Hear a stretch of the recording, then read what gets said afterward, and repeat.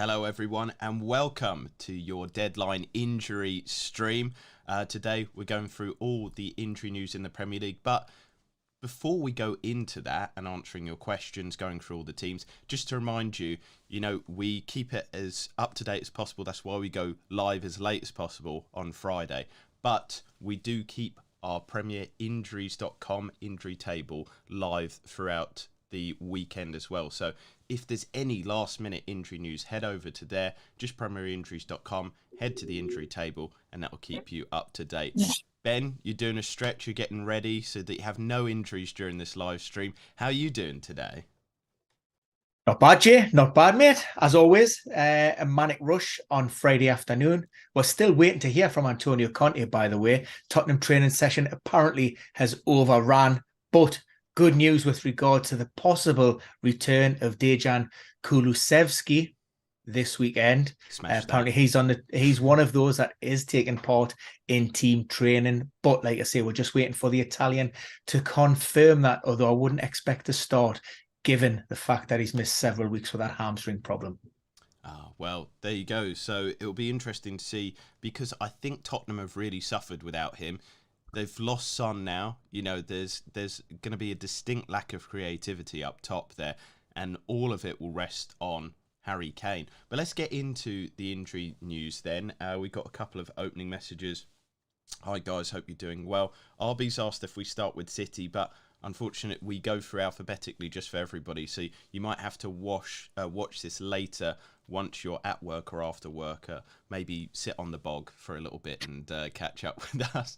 But yeah, so this is the predicted lineups. And Ben, do you want to explain the caveat before you go into it? This is you haven't had time to update it. That's how fresh the information is that you're telling everybody.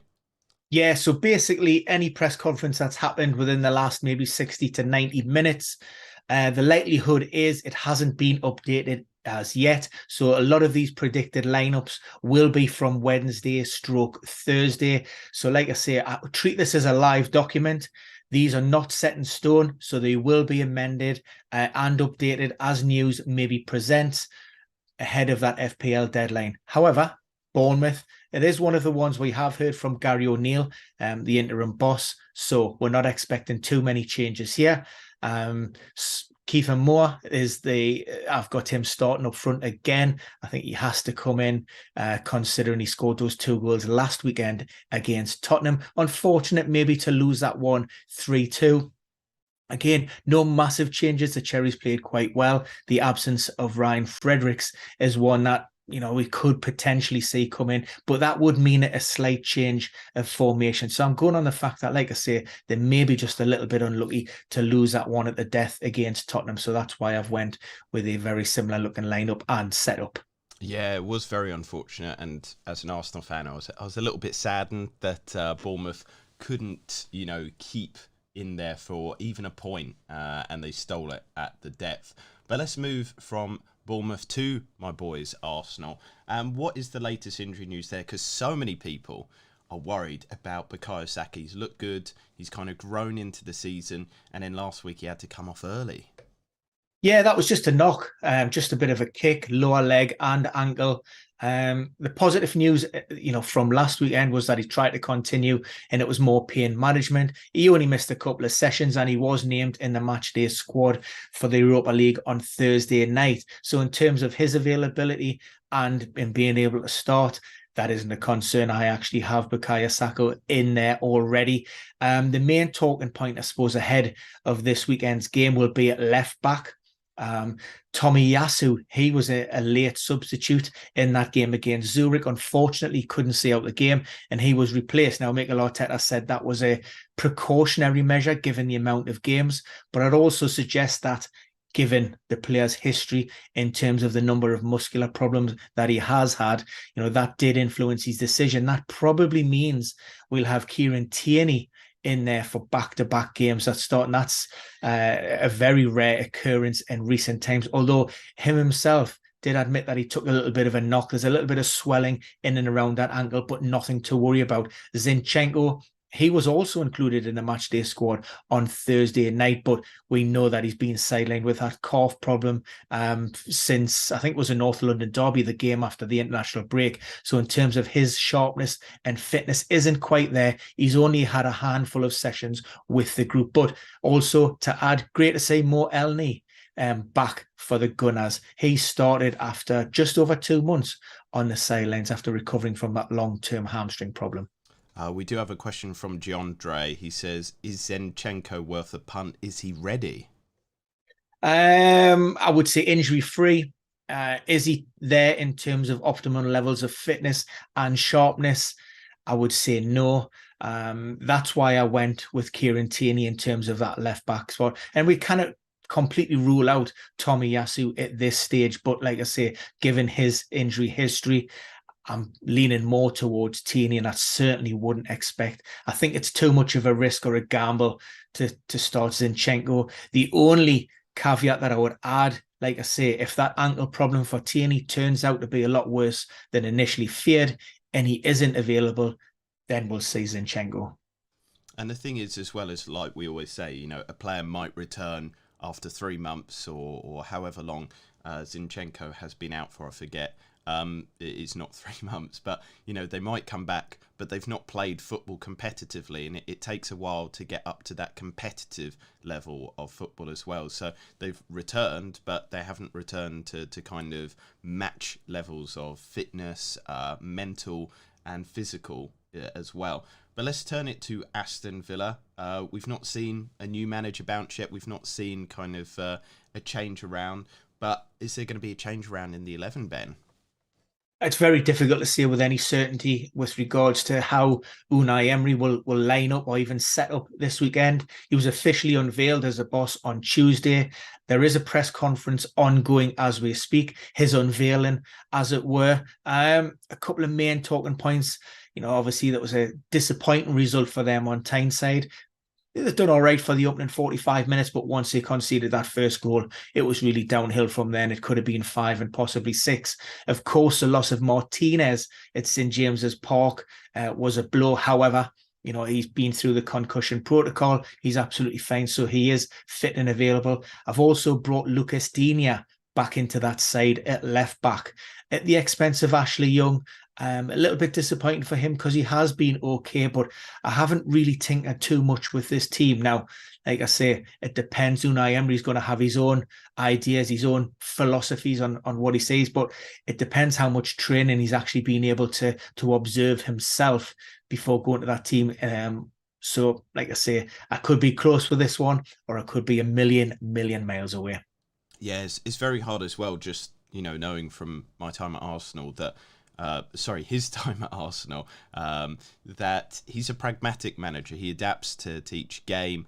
And one of the criticisms at Arsenal was, you know, we felt we were a big club and so we should be going in to win matches, whereas often we felt that Emery was going in to not lose. But that might work for Aston Villa at the moment. He might kind of shore up the defence, not lose games, pick up points, and make them defensively strong. So Jandre Bottas has kind of said a comment as well. Weird how Coutinho was so good for them. They make it permanent, and now he fell away. I mean, that's kind of the new contract syndrome, isn't it, Ben? I don't know if we've got any injury data on that. They just seem to fall off as soon as they sign that new contract. Yeah, and I dare say it was probably one of Steven Gerrard's downfalls, in my opinion, how he persisted with Coutinho when Dia looked to be doing an okay job when he came in. He was getting starts, regular starts, and just didn't deserve it. Certainly hasn't pulled up any trees, so he's been very disappointing since he arrived on a permanent basis. So let's turn our attention to Brentford. I think not too many people are invested in the team because Tony is banned for this game week. The other assets, you know, the defensive ones, they haven't performed that well this season at the back, and so I don't think there's too much interest in them. Yeah, no, I mean, we've seen Thomas Frank's, you know, flip formations fairly regularly this season. The absence of Ivan Toney, that doesn't happen very often for the Bees. So we've went with a 3-5-2 here. with Wissa and Brian and Mbuemo leading that front line. That's how he has tended to go previously, but it's whether it's a 3 and a 5 or a 4-4-2. I've went with a 3 and a 5. The only player that's potentially pushing maybe for a start would be Christian Norgard, but he has been sidelined with an Achilles problem for quite a while. That's why we've went with this. Lewis Potter is another player who arrived in the summer. Again, he's been flattered to deceive up until this point, but looked bright following his introduction last week. So for that reason, I think he deserves maybe a place in that start 11, given the fact that Brentford haven't been great of late. Turning to Brentford now, and is there much change in this 11? There isn't. I've looked at the Seagulls starting 11 against the Chelsea team, and they won 4-1 last time out. So really, I'm finding it difficult to justify any changes within this side. Now, the two main talking points and two players in terms of availability are Joel Veltman, who would possibly come in on the right, and you would maybe release Pascal Gross a little bit higher up the pitch, and also Danny Welbeck. He was out of the starting 11 due to an illness, a fever, but I've got Trossard leaving the line there. Like I say, I'm expecting the Seagulls to maybe be unchanged, but to be aware that they could easily, change that in and around, depending on how that game's going. We've got a message from Jandro saying Trossard up front, bye. And he has looked good.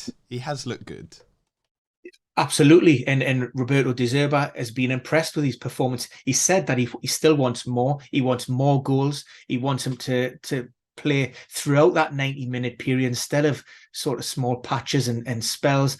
And yeah, look, it's a difficult one because he also talked about, how important Danny Welbeck was to the team. And we've seen Trossard maybe coming in from the left or sitting in just behind. So he does have that flexibility and that fluidity within that formation to tweak things around, which makes it a little bit difficult to nail down that starting 11.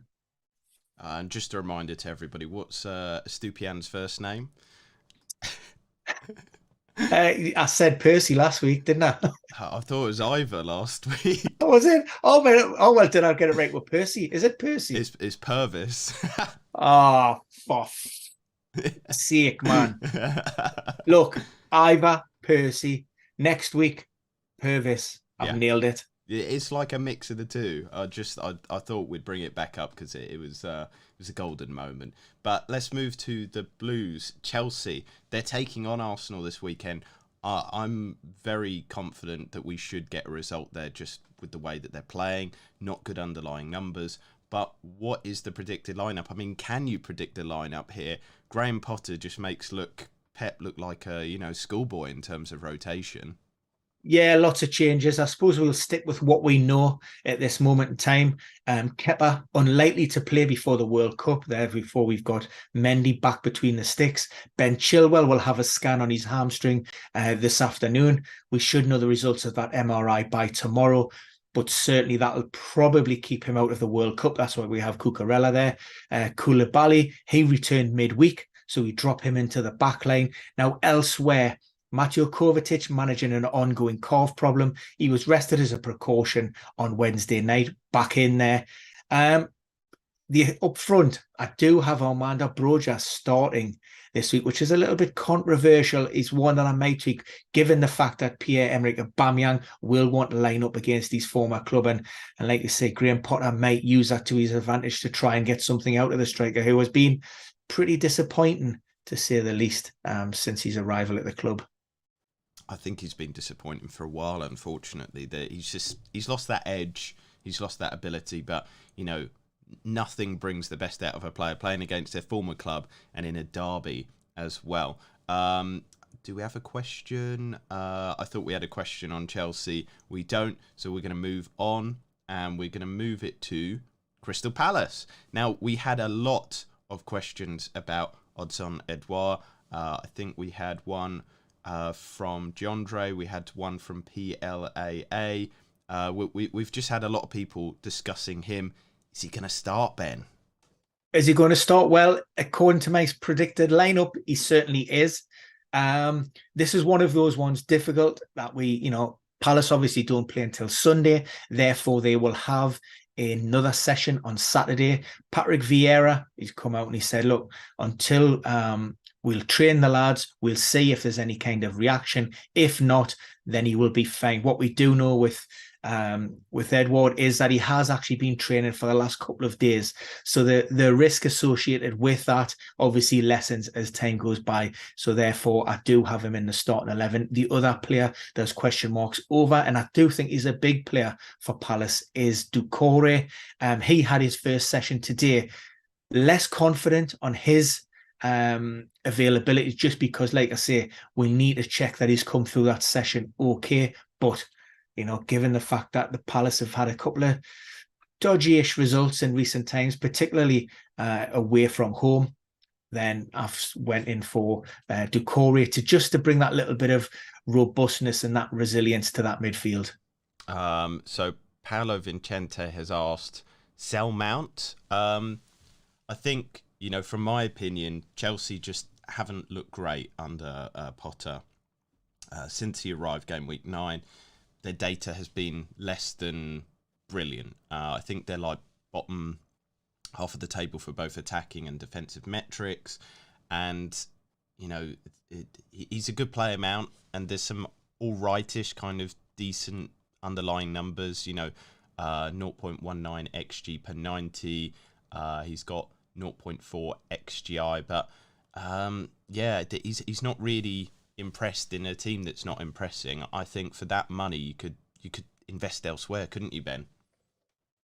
I mean, I'm a Mason Mount owner, and I go in every little game week, and I'm slightly concerned just because of that rotation risk. The fact that he seems to start most games, around European football, makes me a little bit wary. Picked up that Man of the Match award midweek, but by his own admission, he said that probably should have went to teammate Zakaria, who was making his debut. I'm on Mount, and I'll stay with Mount because I've got fires to fight elsewhere. But he's certainly on my watch list. Like I say, probably will remain within my squad for 15 and 16. And I'll reevaluate that once we reconvene after the World Cup. So we have a question on Crystal Palace, the likelihood of a clean sheet. They've got a 25% chance of a clean sheet against West Ham this weekend. Don't know if that helps, but yeah, it'll be interesting to see. They have been a bit leaky at the back. They seem to have got a bit better recently, but then West Ham have kind of picked up their attack as well. They've had some fairly good underlying attacking data, but they just can't finish at the moment. So I don't know if West Ham are meeting a Crystal Palace defence that has been leaky and has improved, or if it's going to be a West Ham attack that is finding its feet and maybe might pounce on a Crystal Palace defence that might give up chances. But let's turn our attention to Everton, who have been pretty solid at the back all season. Is there any positive injury news for them? I mean, Calvert-Lewin keeps his place. Yeah, Calvert-Lewin's been training well, improving in terms of fitness and sharpness week on week. The more minutes he can get in those legs, the better. In his own mind, he probably still thinks he has an outside chance of making that World Cup squad. So, he should have the bit between his teeth in terms of wanting to go out there and perform for the Toffees. He isn't going to score every game, but he's putting himself about. He has looked fairly sharp. The main talking point is with regards to who will start at right back. We've seen Nathan Patterson come off the bench last week, so he'll be vying with Seamus Coleman. I've went with Coleman but like I say, it is a 50-50 call. Elsewhere within the squad, those positions pretty much look locked in for now. We do have a question about differential owning Calvert-Lewin as a replacement for Ivan Toney. So for the 2 game weeks left before the World Cup, Calvert-Lewin actually has the 3rd highest predicted points amongst strikers. He's predicted to do well against Leicester and Bournemouth, so I think he's a decent shout actually. But Paolo Vincente has asked, DCL or Wilson? You got to go Wilson. Wilson is the man at the moment. He's been. It could go both, like me. Yeah. That's the true differential team right there. And then any more questions? You've already covered Patterson, so we are going to move on from Everton to Fulham. And so Wilson is back in the starting 11. That's because of big injury during the week. Unfortunately, yeah, the club announced that Neeskens Cabano suffered a ruptured Achilles tendon. Now, that's likely to keep him out for obviously the remainder of the year and probably the rest of the season. Typically, we're looking at a minimum, an absolute minimum of 4 months, but the reality is that'll probably stretch to maybe 6 months and beyond, depending upon the severity of that injury. So we have Harry Wilson. He has been knocking on the door. He has had minutes since that long-term knee injury. So we give him a try. The other change is Kenny Atete coming in at right back, and that's because Dikobo Reid, he's suspended after collecting his 5th caution of the campaign last time out. So we'll move from Fulham to Leeds, and they will be buoyant after a win last weekend. But is the team going to remain unchanged? I hope so. Certainly in terms of personnel and fitness issues, all 11 of those players come through that match unscathed. So again, I don't see Jesse March tinkering too much after a 2-1 win at Anfield. Yeah, and they look good, actually, at Anfield, but I don't know if that's a symptom of Liverpool being quite bad or if that's more that they just got their tactics right. I don't know what your thoughts on that were, Ben. A little bit of both. It's been difficult for Liverpool. I know Jurgen Klopp has spoken about the congested fixture schedule and managing the group between those Champions League games midweek and then playing on a weekend. And there isn't any fluidity to the side. They're a little bit unsettled. So I definitely think that there's part of that. There's a confidence issue, no doubt.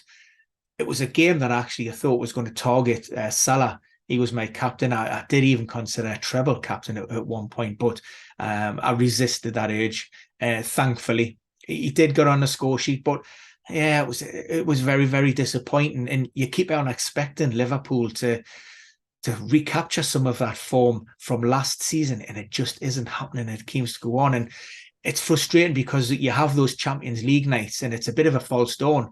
Now, it's a great result against Napoli midweek, but you just don't know which Liverpool side's going to turn up this weekend. So it's difficult. But for Leeds, like I say, that a fantastic result. I do like Jess March, actually. He comes across as a really nice guy. One thing that I failed to sort of update was on an injury to Luis Sinisterra. Now, initially, that was just referred to as a bit of a minor foot problem, but he wasn't progressing as hoped. They sent him for another scan, met with a specialist. Now, they think that is what they refer to as a Lisfranc problem. The Lisfranc complex is a ligament that actually holds the metatarsals in place. Now, to give you it's a rare injury in terms of how many we have recorded on a database over the last 12 or 13 years, only a very, very small handful. The extent of the problem can be fairly severe. If there's a bone displacement of those metatarsals, we could be talking at 6 months plus. However, there's a feeling that it's only a partial tear within that ligament. Therefore, it should respond well to conservative treatment, although we're unlikely to see the winger back before the World Cup. One question for you, Ben, or I guess to everybody listening as well. Rodrigo, very impressive data through the season. In fact, if you look at his per 90 data, he's kind of in there with Haaland, De Bruyne, Foden. He's just behind them for points per 90, 7.1. You look at his XGI data, 0.8 per 90. But the last 2 games that the team have before the World Cup are Bournemouth and Tottenham. Do you think he's worth a punt? 6.3, I think, is his price. Mixed games there, but Tottenham haven't been infallible. People have scored against them. Could he be a punt towards the end of the season? Last minute differential? Yeah, I mean, if you recall, I actually started the season with Rodrigo. I think his ownership at the time was around about 0.2%. So, I cashed in and done really well with regards to that. I haven't went back since he's returned from injury. Like I say, there's that period of a return to play and also return to performance.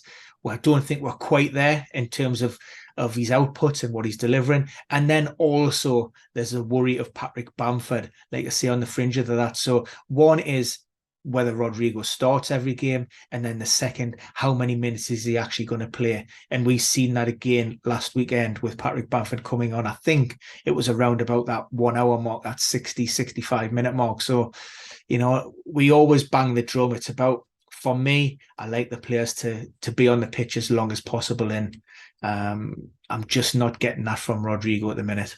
Yeah, that's one of the things that you kind of want with all your players, just to see out the 90, especially at the end, the depths of the game for attackers, exploiting the fact that so many goals come late in matches when players are fatigued or losing attention.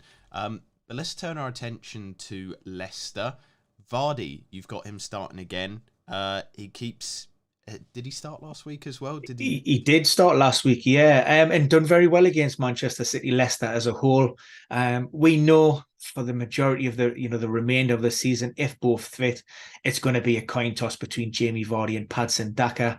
I have went with Jamie Vardy this time, but like I say, it might just come down to how they've trained, or Brendan Rodgers, what he sees and what he decides, and tweaking that formation. And there was a little bit of a tweak against Manchester City. Soyuncu come in, however, reverted back to a more familiar setup, which unfortunately means Soyuncu out. But like I say, if the Foxes were unchanged this weekend, then it wouldn't be a complete surprise. Yeah, it might be tactics as well. Rodgers might want to adjust to the quite defensively rigid Everton style. So we could see that as well. Liverpool, this is one I think will have a fair amount of attention, but at the same time, they're so intermittent. We can't trust them. I've sold all my Liverpool assets. I think that's the kind of vogue thing at the moment, just getting rid of them. I trusted in Salah last weekend. He was my captain as well, but he let me down. What is the latest at Liverpool, Ben? Yeah, there's been a lot of talk from Jurgen Klopp with regards to how he's actually going to set his team up. Now, I think we're going to move back to this more settled and more familiar looking 4-3-3, and he's going to persevere with that. I think, the return of Ibrahima Konate is a big bonus. He brings a lot more to the table than Joe Gomez, who, I did hear some suggestion that he should be pushing for a place in that England squad. Absolute garbage, by the way. He's got too many mistakes in him. It showed against Napoli. I think, like I say, the return of Konate, just what they missed. And he looks locked in for at least the next 2 games with maybe Joel Matip. The only concern that I would have is, seeing his injury problems, coming back midweek in the Champions League. Can he play, in consecutive games? Thankfully, that game was on Tuesday night, so that's why I've gambled with Konate. I've also went with Henderson again ahead of Fabinho. Henderson was rested as a precaution, and I think this is just maybe a case of load management from Jurgen Klopp. Like I say, so that's why I've went down that route. We do have a question about Ward keeping a clean sheet. I'm always very sceptical of Leicester keeping a clean sheet, but it's a 29% chance against Everton there. So let's turn our attention to Manchester City Sky Blues.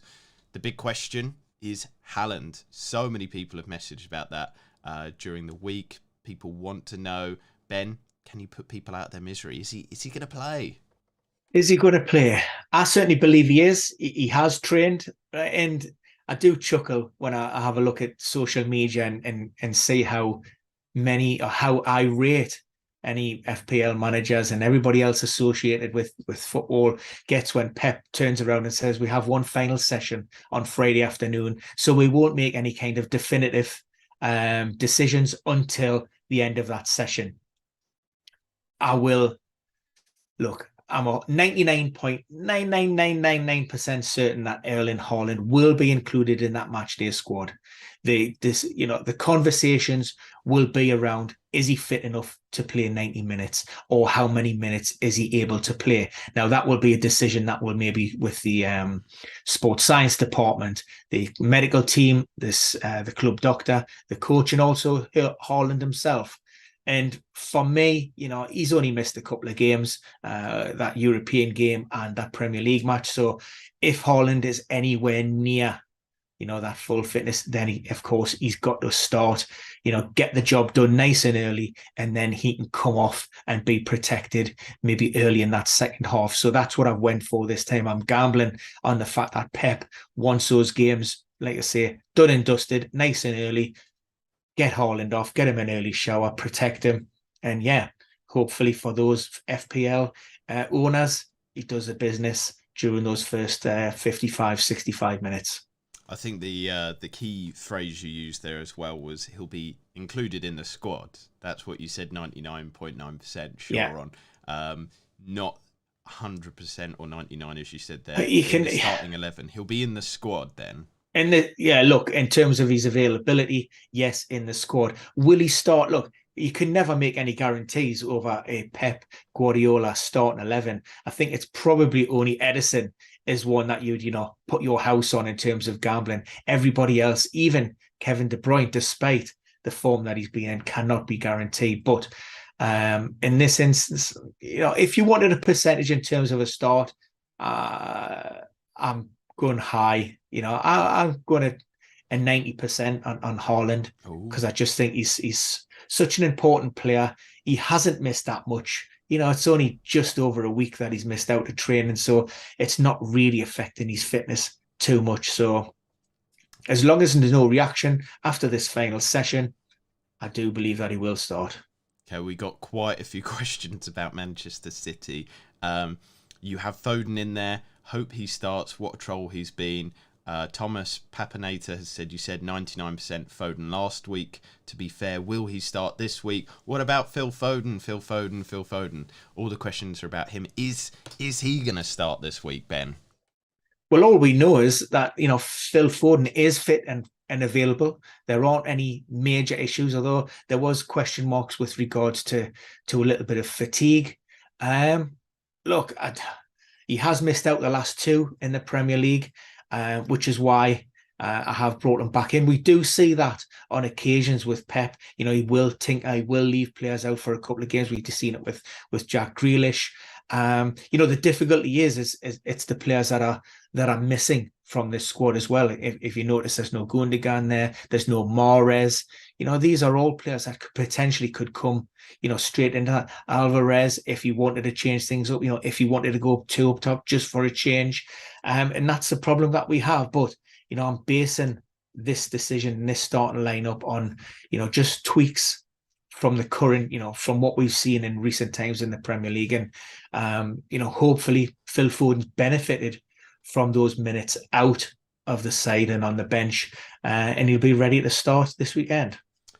We got a question from Samir. He said, so don't captain Haaland this week then? I wouldn't, personally. I just think it is a little bit risky. Like I say, in terms of not only where we kind of be 100% sure he actually starts, but again, in terms of those minutes being managed. But of course, it also depends on who else that you own within your squad. And are there any other sort of viable captaincy options elsewhere within that group? Because if that's not the case, then, we know, and we've seen it before, it doesn't take Erling Haaland long to grab a goal, even two, or even possibly a hat-trick. So even if he does have limited or restricted game time, again, you wouldn't bet against Haaland actually getting on that score sheet. We do have a question saying, without World Cup to play, Mahrez should be easy to fit into the 11. Well, what do you think on that, Ben? I've had this question a few times over the last sort of week or so in terms of domestic managers looking after their players with the World Cup in mind.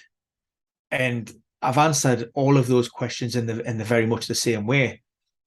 The reality of the situation is, why would a domestic manager even care about that national team?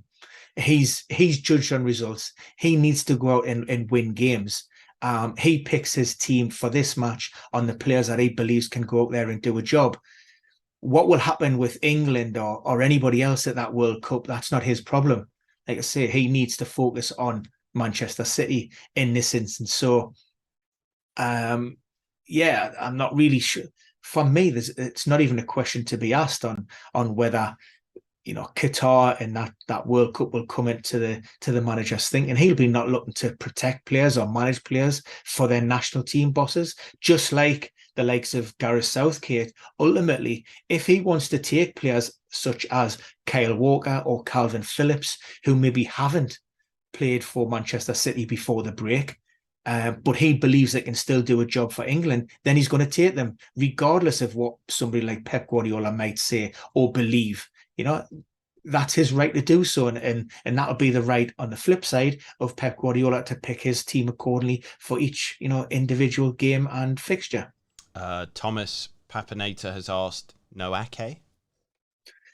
Played midweek, so that was the only issue there that we've seen things. So just switched it up because of that, and we do have.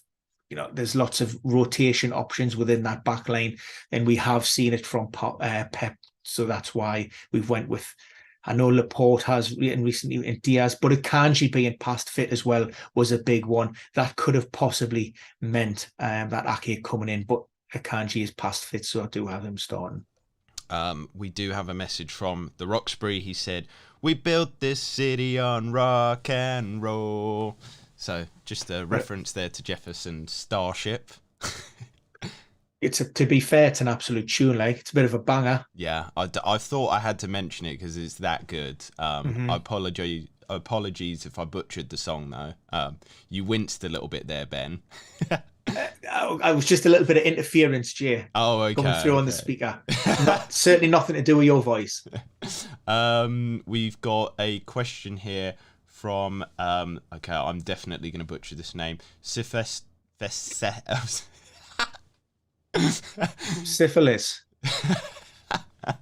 Can't say. From Sifesthethu. I'm going to just go with the surname. Sid. Can you read this on screen, Ben? Are you? I haven't got it on screen, Jay. Oh, bloody hell. Okay. Skepu has said, I'd rather lose captaincy points. I'm sticking with Haaland. Vice is Kevin De Bruyne. It's an interesting tactic. We've kind of discussed there. I think I'm going to be sticking with De Bruyne as my captain just for the reasons that you've explained. We've had a message there from... they want us to call them Morris. Skepu does. So no more butchering their name. Space Cowboy. Yeah. So John Dre has asked a question about Manchester United, the ones up next. Rashford, a good option on the left. The interesting thing for me, before we get into the injury news, is like Manchester United, they've been racking up the points with like 1-0 wins, but their underlying data hasn't been great. But Rashford's is probably the best of the team. But they do have two nice fixtures in the next couple of games. It is Aston Villa and then Fulham.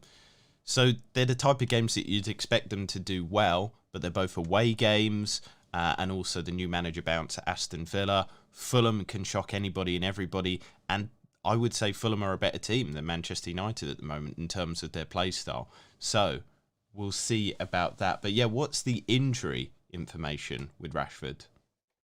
Rashford's fit and available, absolutely fine. We have him starting. The three question marks that we have going into this weekend: Anthony, he's missed the last two. There's also Anthony Martial, has been pictured on the training pitches at Carrington this week, did not travel to Sociedad, remained at home, and again, just to build up on that fitness, although we wouldn't expect him to be in a position to be ready to start. Maybe an outside chance for the squad. And also Jadon Sancho, illness, he kept him out of that Sociedad game. And we do know that will be at least one enforced change, and that's the absence of Bruno Fernandes. He picked up his 5th caution and time added on last weekend. And the other main talking point will be around who will sit alongside Martinez in the back four. Now, it was Harry Maguire last weekend because of the absence of Victor Lindelof, but he's fine. He played just over 60 minutes in Spain. So whether that 60 minutes was an indication that Eric Ten Hag was managing him with a view to playing this weekend, or the fact that he was returning off that illness and maybe felt that he was just flagging a little bit and brought him off to protect him. But Harry Kane only got 8 minutes against Sociedad. So I've went with Lindelof. I do believe that he would be the preferred partner in the absence of Rafael Varane, because Harry Maguire had slipped somewhat down the pecking order in recent times.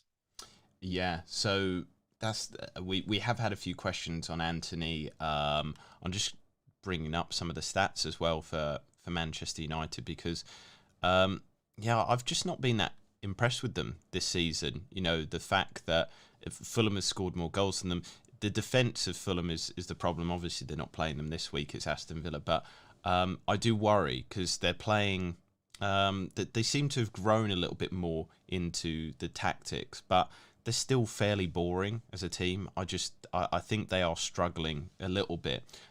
We do have questions about. Thomas has said no Harry Maguire striker this week, Ben. I mean, if it was up to me, I wouldn't have Harry Maguire anywhere near my team, let alone striker or centre back. So yeah, there we go. We'll just draw a line under that one. There's nowhere I can possibly take that. Yeah. Should we say? They say if you can't say anything nice, say nothing at all. Yeah. But we can say a lot of nice things about Newcastle. Your team has been fantastic, Ben. You and I have been going on about Harry Wilson, Callum Wilson for a long old time. Almiron, you actually met Callum Wilson recently, didn't you, in person? Is it down to you that he's playing so well? Did you give him words of wisdom, gave him advice, coaching, and it's all down to you, really? Look, it's fair to say that I have met him on a few occasions in recent times, and my little pep talks, I'm sure, have helped him massively ahead of the game on a weekend. And fingers crossed, I'll maybe catch up with him a little bit later and give him a bit of a nudge. And if he needs any pointers with regards to what he should be doing and which runs he should be making down at Southampton, then I'm more than happy to oblige. Thomas has asked the question: did Ben give him his cold? I mean, is this breaking news? Have you made him ill? I have been actually struggling myself this week, but there's a lot of it going around. Temperatures have dropped up here in the northeast considerably over the last few days. But look, he's a tough lad.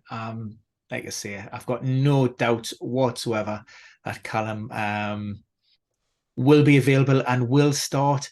He's out and about this afternoon. I have seen him out and about. I know he's doing a little bit of shopping. So look, he's certainly not bedridden. That's brilliant knowledge that he's out and about shopping. Yeah, and I know that he's actually out and about this afternoon. Well, there you go. There you go. The other question is, you said it's got cold up in the north, but like, are we talking about, it's gone from 6 degrees to 5 degrees, or are we talking about, the usual Newcastle weather of like -10 to -11? There was a frost overnight on the windscreen when I got up go. this morning around 5:30, so that suggests it did dip below freezing point. And for what we've had recent times, around 10s, 11s, it is considerably colder than that. And plus, the wind has started to pick up, so there's a bit of a cold snap in the air. Right, we've got any questions? I mean, what is the latest with Fabian Schär? Because he was yellow flagged as well, wasn't he? Yeah, sure. That was just a little bit of a tightness, a bit of discomfort in his hamstring. He's absolutely fine. So the back line's unchanged. The other consideration that we have, we know that Joe Linton, again, he's suspended for the match. He will be serving a one-match ban. Who comes in to that team? Look, there's a lot of possibilities in there. We've seen John Joe Shelvey. He stepped up his recovery. Alan San-Maxim back in the squad. All of those players just aren't quite there in terms of that sharpness. So my default is a back to Jacob Murphy, but I'm not 100% on that one.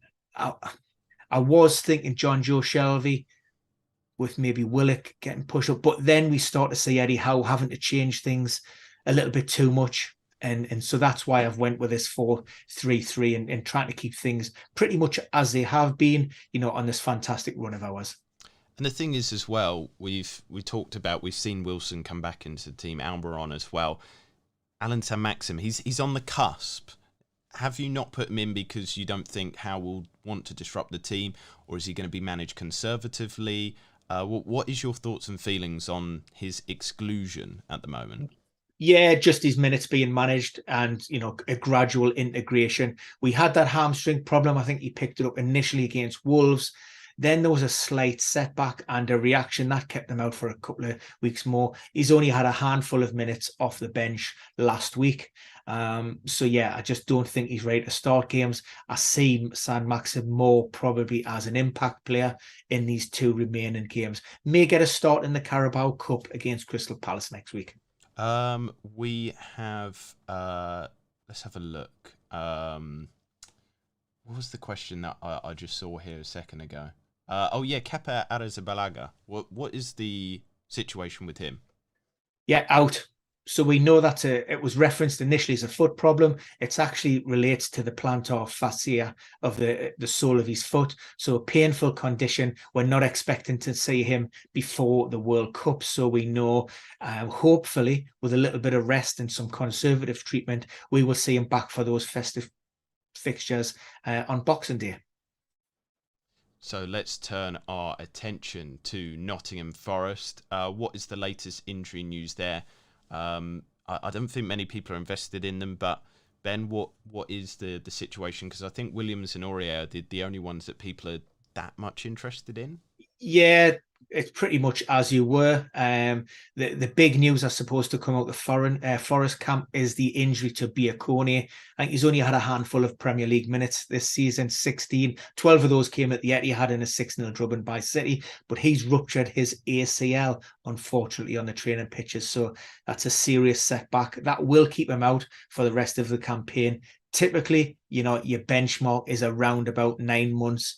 Anything ahead of that, is considered a major bonus, although it does come with significant risks in terms of re-injury or, recurrence. So it's not something that you would advocate, ordinarily. And given the fact that he hasn't been one of the mainstays of the side, I'd suspect that he won't be back in contention until next August or September. And of course, it'll depend on where Forest are, whether that's in the top flight or the Championship. So Samir Rahmani has corrected me.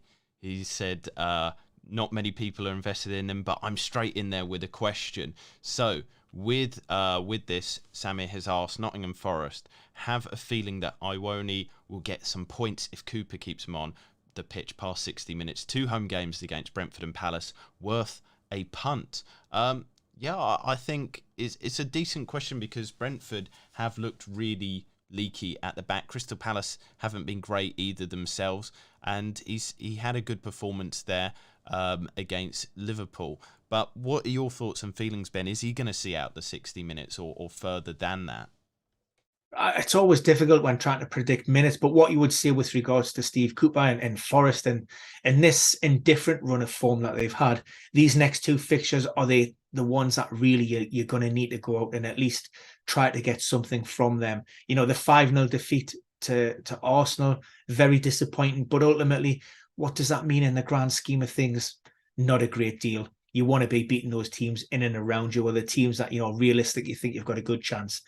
And, you're going to be targeting these teams. So Forest need to come out and they need to start scoring, and they need to try and keep it tight at the back to give them the best chance of hopefully getting 3 points.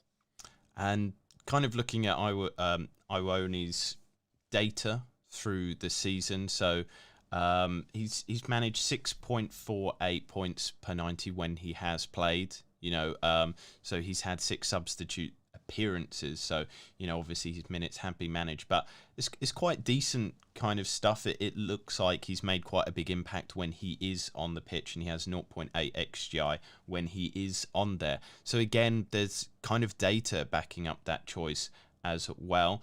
John Dre has asked, Johnson lost his place, another great player last season that couldn't make the step up. Yeah, there's some big money buys have come into that side as well. And you look at Morgan Gibbs-White and Jess Lingard, who is reportedly on just under £200,000 a week.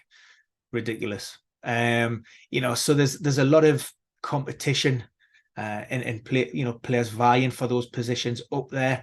I still don't think Steve Cooper knows what his strongest or best 11 is.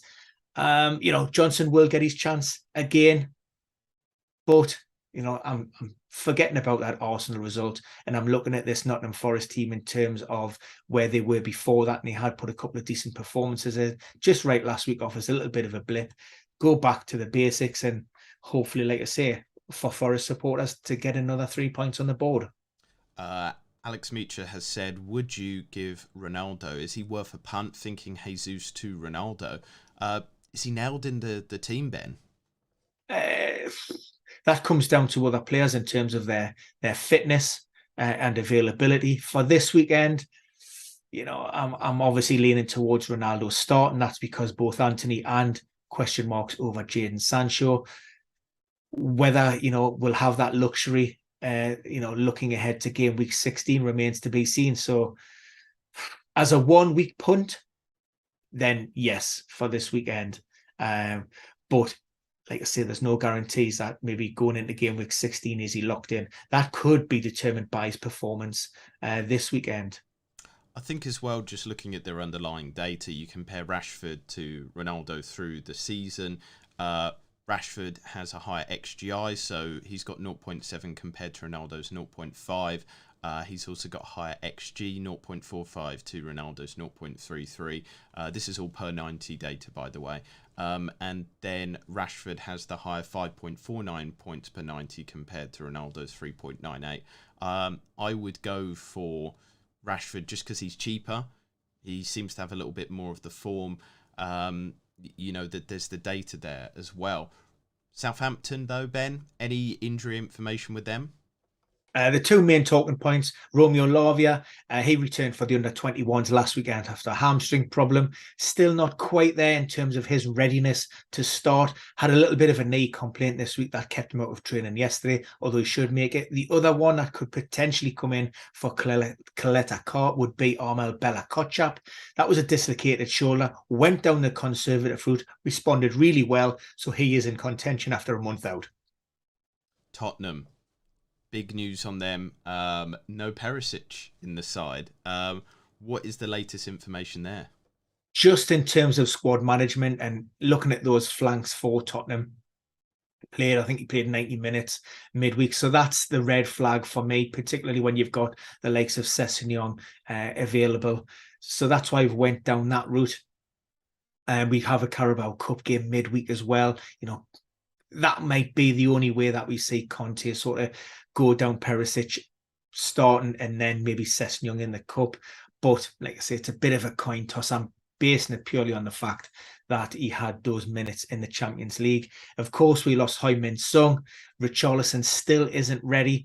Kulusevski back on the training pitches. There has been a press conference where we've been talking. So I was expecting some news or confirmation that Kulusevski would be in the squad. Is he? I can't actually see it. I probably have to go through that properly. But for now, again, a slight tweak of formation. We've went with Lucas Moura supporting Harry Kane, and Lucas Moura isn't 100% himself. He's managing that ongoing Achilles issue, but he should be okay to start. And also Christian Morero, they would hope it was just a little bit fatigue and muscle fatigue, but now it looks as if there's a bit of a strain, a little bit of a problem with that calf muscle that may keep him out until, again, he may not feature before the World Cup. I'm just looking at what Antonio Conte has said. Quote, basically, if he's able to run on one leg, Christian Morero would. However, Antonio Conte does like to protect his players in terms of that. So, he doesn't want to risk the player won't want to risk his involvement ahead of that World Cup for Argentina. So that's why we have Davinson Sanchez in along that back three. John Dre has said, please tell me Doherty won't start. Put your salary on it. I still think he's a better option than Emerson. I really do, once fully fit. If Doherty can show the same form that he did towards the back end of last season before he picked up that knee problem, he was a revelation under Antonio Conte. Unfortunately, those performances have been fairly sporadic, and we haven't quite seen it since his return. I'm thinking probably Doherty maybe in the Carabao Cup, but like I say, I would not put my salary on it for this one because like Antonio Conte could just look to change things up. Again, that we've said this throughout the season, those fullback options for Tottenham are a real headache because there's 4, possibly even 5 players who could all be deployed in those 2 positions. We're going to move from Tottenham to West Ham. Any new injury information from them? Haven't heard from David Moyes yet, or certainly haven't seen it yet. That was a late press conference due to their involvement in the Europa Conference League. Main talking points around Fabianski. It's probably going to be Areola, I would think. That starts, though I do have Fabianski in here. I'm expecting that knee problem that forced him off last weekend, although not severe, could, or typically for that type of injury, based on the mechanism, might be a 7 to 14 day injury. So again, that comes into question. But as soon as I jump off this live stream, I will be looking at that West Ham press conference. And then we're going to move it to the final team of the weekend, Wolves. Any information there, Ben? He-Chan, I think, will probably have an opportunity to go out there and do his stuff. It's been a long time in the wait, and that's because Diego Costa will begin a 3-match ban following his, can we call it a headbutt on Ben Mee? His altercation with the Brentford defender. Also, there's question marks over the availability of Nunes. That was a shoulder problem that forced him off. So therefore, we have Moutinho coming back in, a slight change of formation to a 4-3-3 with Bertrand Traore keeping his place in flanked on the right by Ruben Neves. Well, there you go, everybody. We have finished for this week, Ben. It has been great fun. Yeah, I don't know what else to say apart from good luck to everybody. If you do have questions, do fire them through the weekend to us. Make sure to subscribe to the channel as well so that you're ahead of all the news. And if you do have any kind of questions and stuff as well, you can always head over to the Premier Injuries website because we keep that as up to date as possible. But we got to shoot. We're going to wish you the best of luck and have a great game week, everybody. And